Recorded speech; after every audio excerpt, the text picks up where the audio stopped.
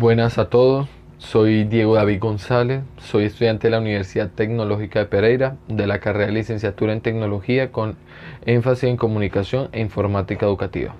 En este ciclo de conferencias les hablaré de un tema que desde muy joven soy apasionado a él. La conferencia se llama Criptozoología, una verdad incómoda o una mentira monstruosa. Todos sabemos que como seres humanos nos encanta lo que es lo oculto, lo que es misterioso, lo que nos produce terror o vértigo o pánico. Eso nos produce mucha curiosidad.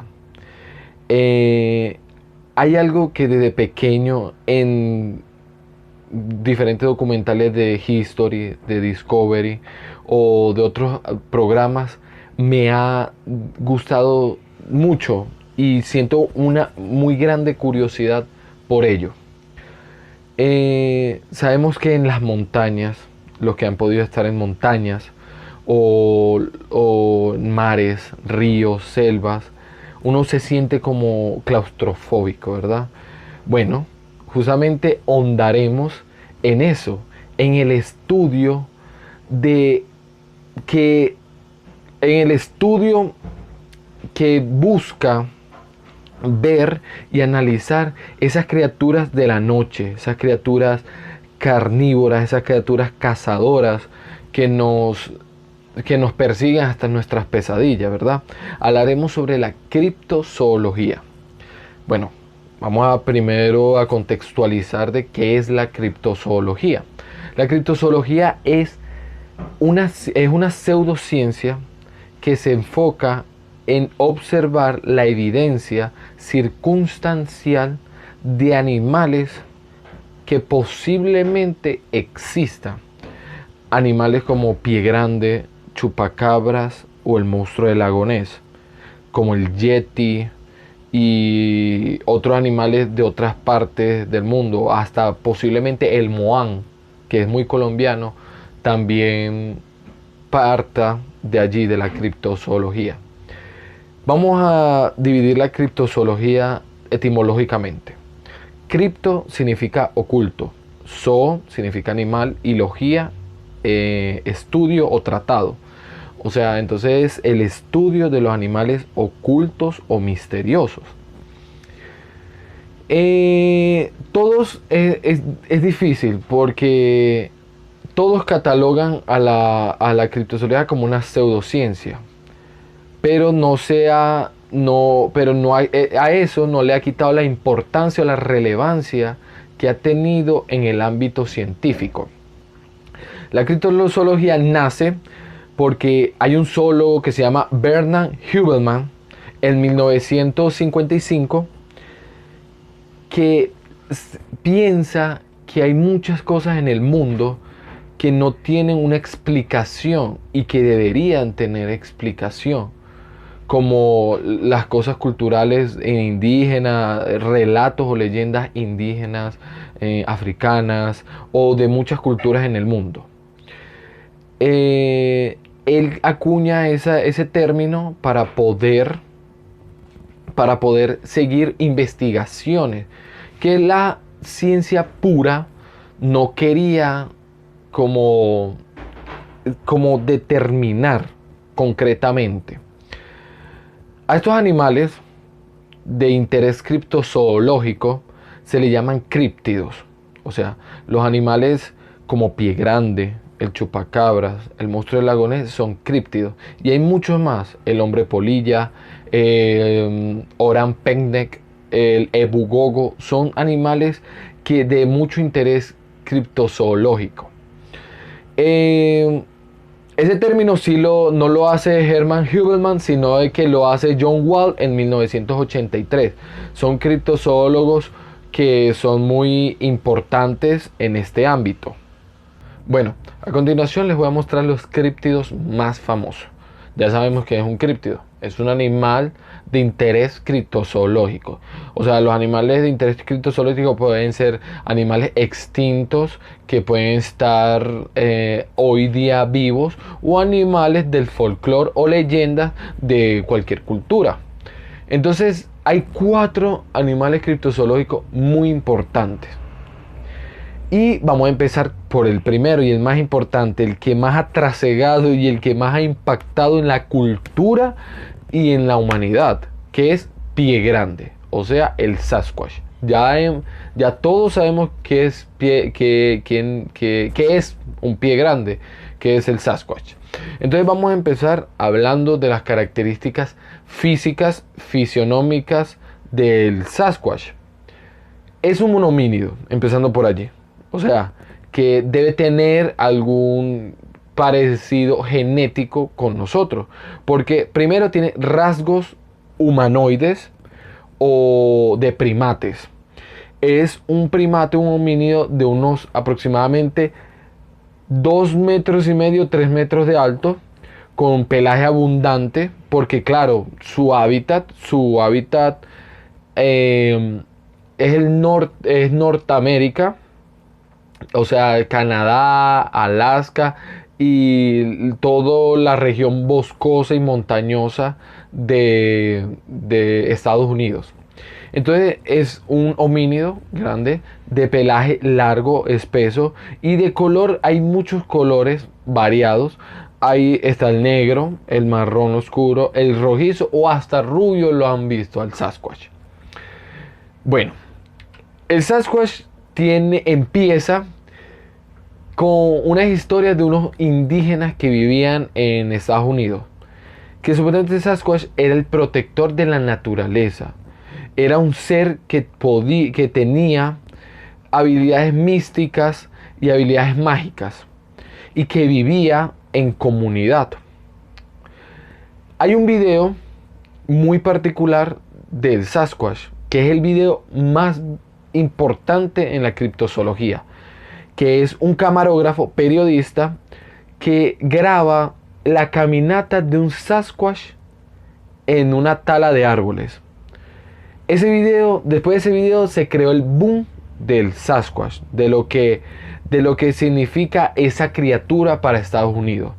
Todo el mundo, gran mayoría de esas partes y miles, y se puede decir miles de personas en Estados Unidos dicen y afirman haber visto a esta enigmática criatura, a Pie Grande.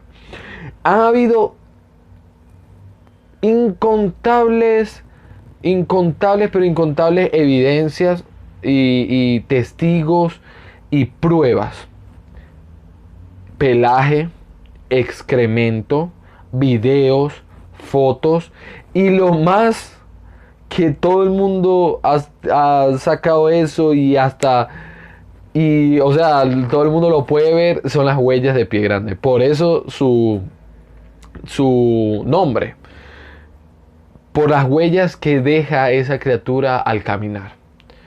Por décadas se ha querido y se ha estudiado a esta criatura. Y en este momento solamente el campo de la criptozoología la está estudiando, porque ya la ciencia pura ha dicho que ya han estudiado mucho a Pie Grande y dice que la evidencia que tiene no puede generar que una nueva especie de homínimo viva hoy día, y más que todo en Estados Unidos, y de esas proporciones tan colosales. Porque primero, esa criatura tendría que estar en una comunidad para poder reproducirse y para poder tener descendencia, para poder alimentarse, para buscar muchas cosas.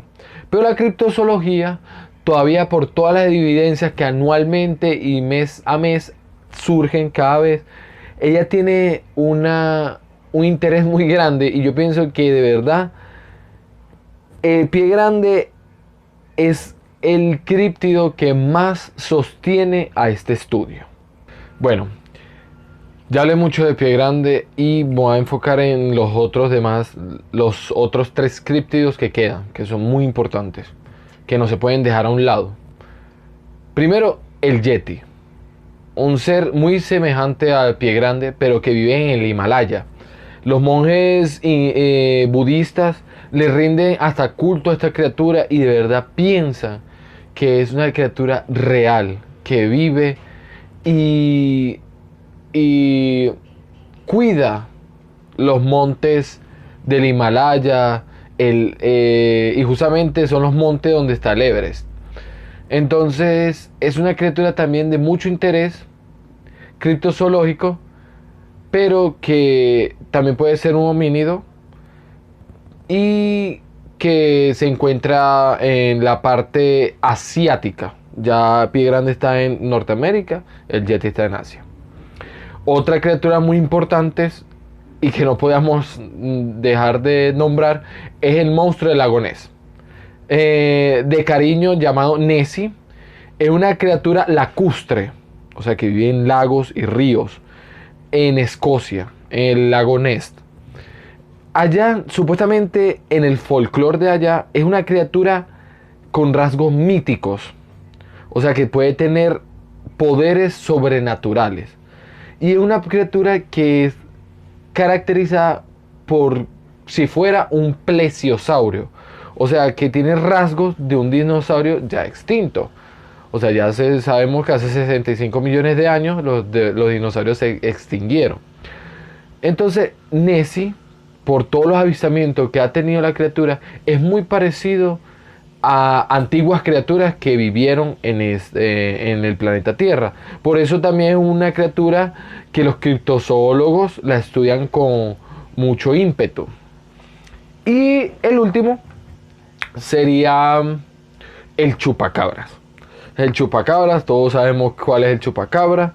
Es una criatura pequeña que se alimenta de la sangre de animales como vacas, gallinas, ovejas. El mito del chupacabra empieza en Puerto Rico con una señora que vio una criatura así pequeña. Por eso muchos dicen que el chupacabra podría ser un tipo de alienígena, porque hasta verde dijo la señora que se presentaba en sus características. Entonces era que vio esa criatura chupándole la sangre a un poco de gallinas. Y entonces ese mito se fue regando y el chupacabras se escucha desde México hasta la Argentina. Alguna vez es descrito como un animal cuadrúpedo, alguna vez es descrito como un animal parecido a un alienígena. Entonces esos son, yo creo que los 4 animales más importantes para la criptozoología. Bueno, dejando al lado el contexto teórico que estoy hablando, vamos a ver en ciencia cierta la veracidad del estudio, la veracidad de la criptozoología. Como esto es una conferencia neutra, daré la veracidad y los puntos positivos de la criptozoología y los puntos negativos. Empezando por la veracidad. La criptozoología ha ayudado a la zoología y a la biología a descubrir especies que se creían extintas o especies que creían que eran solamente ¿cómo se llama? Del hablar o del folclore o de la mitología de algunas culturas. Eso ha sucedido en muchos aspectos. Porque primero que todo, la criptozoología, como ella no le da veracidad a mitos y a leyendas que escucha, y no es como la ciencia pura que de una vez los aparta, la criptozoología ha querido hondar y ha querido investigar lo que viene siendo esos mitos y esas leyendas. Eso ha pasado varias veces.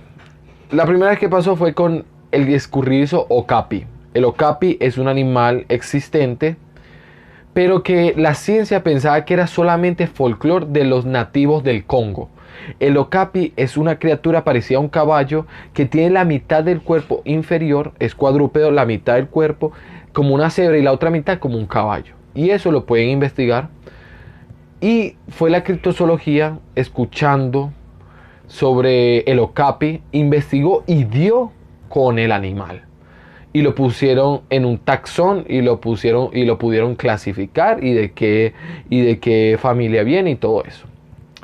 Otro ha sido con el celacanto. El celacanto es un pez prehistórico, se le puede llamar fósil viviente, porque vivió y apareció mucho antes de los dinosaurios. Entonces todo el mundo solamente se encontraban fósiles del celacanto y toda la comunidad científica pensaba de que el celacanto ya se había extinto después de que el meteorito hace 65 millones de años impactara sobre la Tierra. Pero se dieron cuenta que no. Y fue la criptozoología quien ayudó a descubrir que el celacanto todavía nada en nuestros mares. Y se pueden ver videos del celacanto perfectamente. Pero hay uno que es el más sorprendente de todos. Esto sucedió en la isla de Flores, en Indonesia. En la isla de Flores hay tribus indígenas. Y las tribus indígenas tenían un folclore y una leyenda sobre una criatura que habitaba en el bosque, llamada Ebu Gogo. Es una criatura humanoide, como ellos lo dicen, pero de 1 metro o hasta menos de altura, y que eran caníbales. Entonces, los habitantes de la isla de Flores decían de que esas criaturas habitaban adentro de la isla, y ellos tenían que rivalizar con estas criaturas, los indígenas, para alimento y para todas esas cosas, defenderse de ellos. La ciencia, como siempre, pensaba de que eso solamente era folclore y mito de esos pueblos indígenas. Pero justamente un grupo de criptozoólogos y de paleontólogos en unas cuevas de la isla de Flores se dieron cuenta de unos fósiles, de unos humanos, de unos homos pequeñitos. Y justamente descubrieron una nueva especie de homínido y de ser humano, que es el Homo floresiensis, que es una especie de homínido que compartía el mismo hábitat con los Homo sapiens, que son las tribus que estaban allí. Se llaman Homo floresiensis, que se extinguieron hace creo que 15.000 años, un poquito más, creo que 20.000, y que eran de 1 metro de altura. Entonces se dan cuenta de que los indígenas, las historias que ellos relatan pueden ser verdad, porque del relato al hecho del Ebu Gogo, que es el mito, al Homo floresiensis, que también se le puede llamar hobbit, hay un trecho muy corto. Entonces allí tenemos que analizar que la criptozoología sí ha ayudado fervientemente a la zoología y a la biología a descubrir nuevas especies. Ahí podemos darle un poquito más de credibilidad al estudio.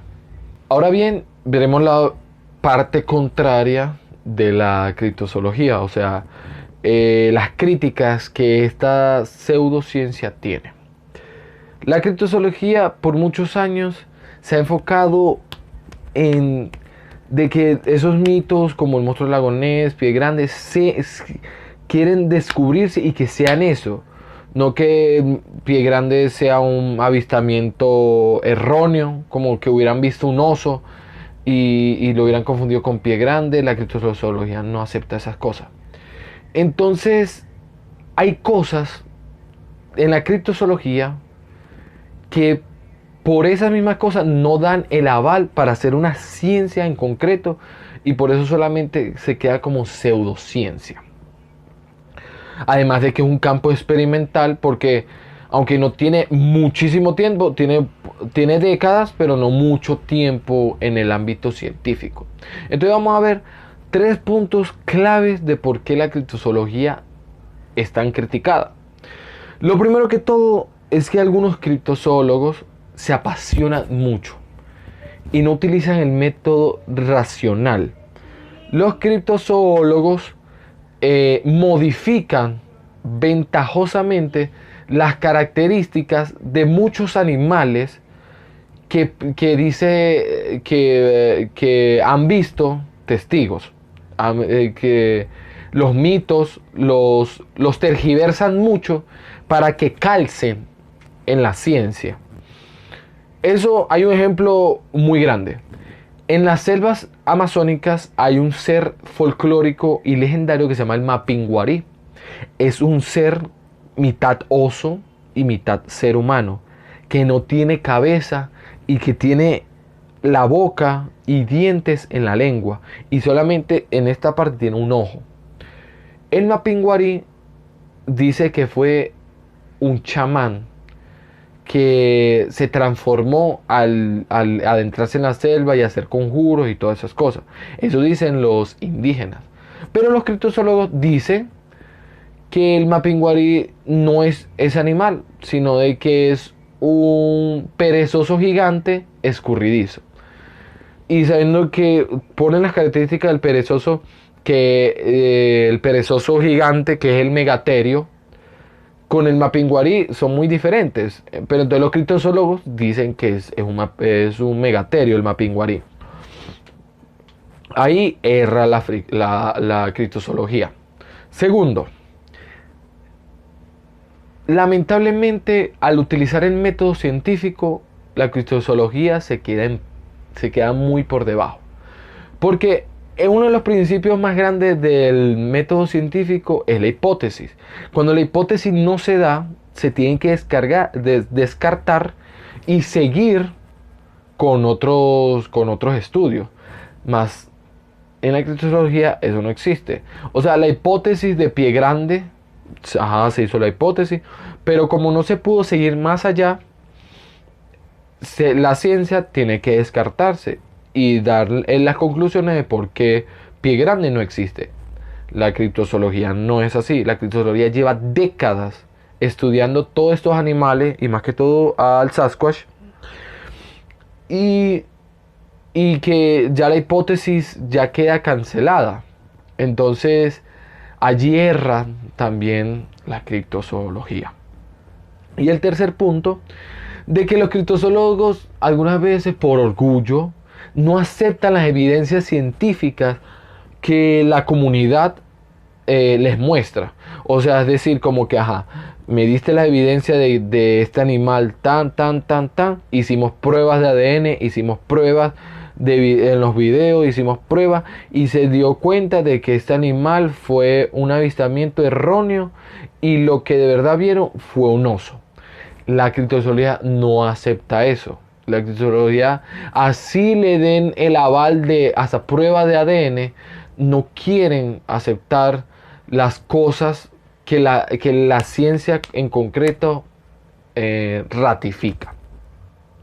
Bueno, sabiendo las partes positivas de la criptozoología y las partes negativas, la conclusión es que el ser humano le encanta lo misterioso, lo oculto, lo que no se puede desentrañar, lo que no está al alcance de nosotros, lo que no podemos controlar.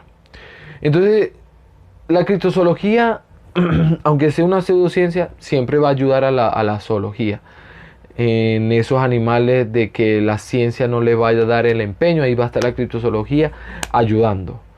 Pero se puede también decir de que deberían evolucionar más y ser más concretos en sus estudios, en su evidencia, en las cosas que descubren, y poder así en un futuro dar su aval de ciencia pura. Entonces ya ustedes, espectadores, tomarán un partido si de verdad creen en la criptozoología o de verdad no creen. Pueden ser solamente patrañas. Entonces espero que les haya gustado. Esta conferencia es un tema que a mí me apasiona mucho y espero que tengan un feliz día. Hasta luego.